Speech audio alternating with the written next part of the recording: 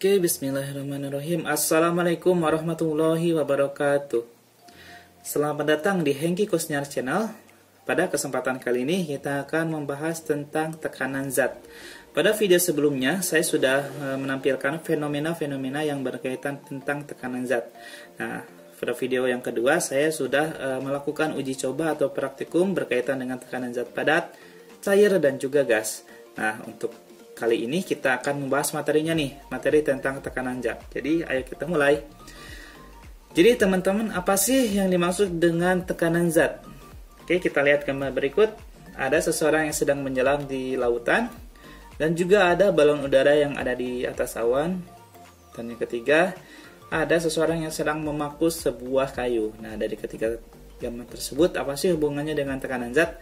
Yang pertama yaitu seseorang yang sedang menyelam, kita tahu itu berhubungan dengan tekanan zat cair. Oke. Dan juga yang kedua, balon udara itu berkaitan dengan tekanan udara. Dan juga yang ketiga, paku itu berhubungan dengan tekanan zat padat. Nah, untuk kesempatan kali ini kita akan hanya membahas tekanan zat padat dan cair saja. Oke. Nah, kita mulai saja. Pada yang pertama yaitu tekanan zat. Ada perempuan yang sedang memaku sebuah dinding dengan menggunakan palu. Nah, di sini kita bisa menyimpulkan kenapa sih paku ujungnya berbentuk runcing. Nah, itu untuk memudahkan paku menembus dinding. Nah, itu berhubungan dengan luas permukaan paku tersebut. Apabila kita bayangkan ujung paku tersebut berbentuk bulat, nah, itu susah untuk menembus dinding ya teman-teman. Nah, berbeda kalau misalkan runcing, itu sangat mudah. Nah, kita palu sekali atau dua kali, tiga kali, nah paku itu langsung menembus dinding. Nah, itu. Nah, selanjutnya, nah ini percobaan sebelumnya terkait dengan tekanan zat padat. Ada dua buah koin dengan dua buah lilin. Nah, kita tempatkan dengan beda posisi, yang satu vertikal dengan satu horizontal. Kita tekan dengan gaya yang sama. Nah, lilin yang ditekan dengan koin yang vertikal itu lebih dalam daripada yang horizontal. Nah, itu berkaitan juga tentang luas permukaan. Oke, jadi kita dapat simpulkan bahwa tekanan zat padat adalah jumlah gaya yang diberikan pada suatu benda padat per luas permukaan. Nah, jadi kita melakukan sebuah gaya yang dipengaruhi juga dengan luas permukaan.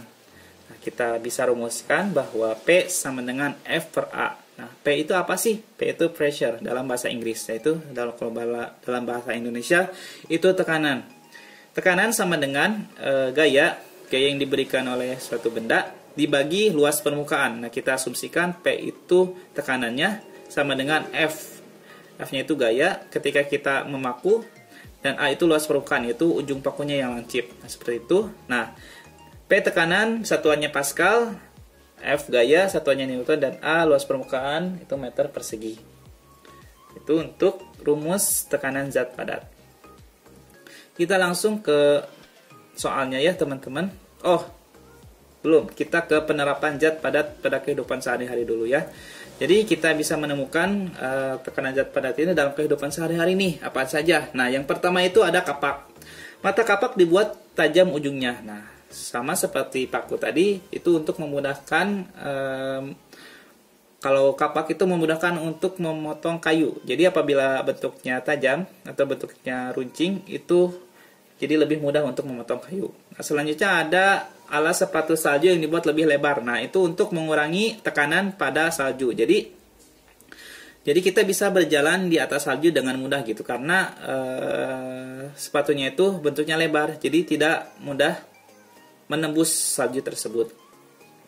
Nah, ada juga bentuk kaki bebek itu lebar dan berselaput. Beda dengan kaki ayam yang tidak berselaput, bebek bisa berjalan dengan mudah di atas permukaan lumpur. Nah, itu disebabkan oleh luas permukaan kaki bebek tersebut. Itu berselaput yang itu lebih lebar, jadi dia lebih mudah berjalan di atas lumpur.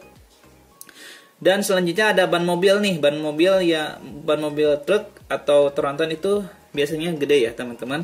Nah, itu bertujuan untuk memperkecil tekanan agar memudahkan mobil melaju dan tidak terperosok di atas medan berat berlumpur. Selanjutnya jarum, saya sudah jelaskan tadi bahwa dibuat runcing untuk memudahkan menembus dinding ataupun kayu. Nah, selanjutnya sirip ikan. Sirip ikan yang lebar akan memungkinkan ikan bergerak dalam air dengan bebas dan lincah. Nah, itu berhubungan dengan luas permukaan juga ya teman-teman, dan juga tentu saja gayanya. Nah, oke, kita langsung ke contoh soalnya ya teman-teman. Oke, diketahui sebuah kubus besi yang memiliki panjang sisi 10 cm diletakkan di atas meja yang luas permukaannya 4 meter persegi. Jika berat kubus itu adalah 60 Newton, maka tekanan yang dihasilkan kubus besi tersebut adalah, oke, kita langsung kerjakan ya. Kita ngerjakannya di sini dulu ya. Nah, udah disiapin nih. Untuk pengerjaan fisika, biasakan teman-teman itu menggunakan diketahui, ditanyakan. Kenapa? Karena untuk memudahkan mengerjakan soal. Oke, kita langsung mulai. Diketahui apa nih yang diketahuinya? Sebuah kubus, sebuah benda, panjang sisinya 10 cm. Kita asumsikan sebagai panjang P sama dengan 10 cm.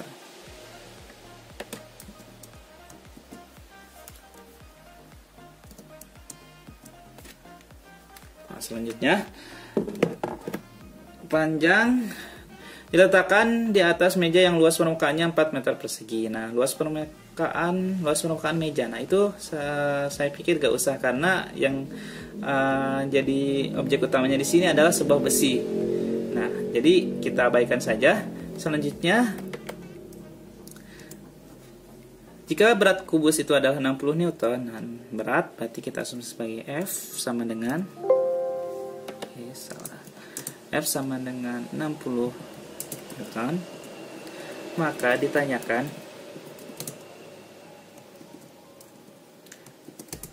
tekanan atau P, pressure.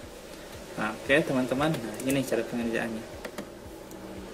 Oke, kita tahu bahwa pressure tadi rumusnya itu adalah gaya yang bekerja pada suatu benda dibagi dengan luas permukaannya. Di sini kita sudah mengetahui F dan juga panjang. Nah, beda teman-teman, panjang sama luas permukaan.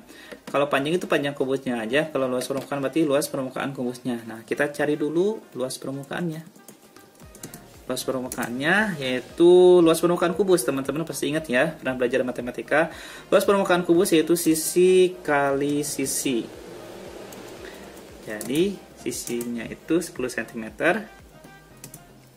dikali 10 cm. Sama dengan 100 cm. Oke. Oh iya, ini ditanyakan di dalam soalnya, di dalam jawabannya itu meter kuadrat, sementara di sini cm. Nah, ingat teman-teman, ini sebagai pengecoh ya. Biasanya soal fisika itu seperti itu. Jadi diubah dulu satuannya. Nah, ini adalah cm kuadrat. Kita ubah ke 100 cm kuadrat diubah ke meter kuadrat. Oke, mungkin udah belajar juga ya tentang perubahan satuan. Cm kuadrat ke meter kuadrat naik 2 tangga.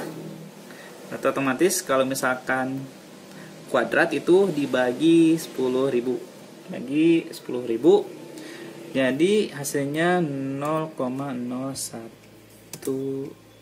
meter persegi ya, teman-teman. Meter persegi. Nah, A-nya udah tahu nih. A-nya udah diketahui. Dan F-nya udah diketahui. Kita masukkan saja langsung. P sama dengan F per A, berarti P sama dengan F-nya itu 60 Newton dibagi 0,01 meter kuadrat. Oke. Meter kuadrat P sama dengan 60 Newton dibagi 0,01. Nah, itu bisa, kalau misalkan 0,01 kita bisa ubah 1/100. Nah, 1/100 apabila dibagi akan naik pindah ke atas. Jadi hasilnya itu 60 dikali 100. Jadi P sama dengan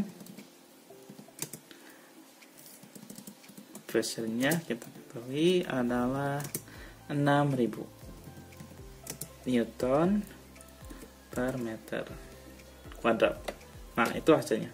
Jadi jawabannya itu B ya, teman-teman. Jawabannya B. Oke, seperti itu contoh soal yang pertama.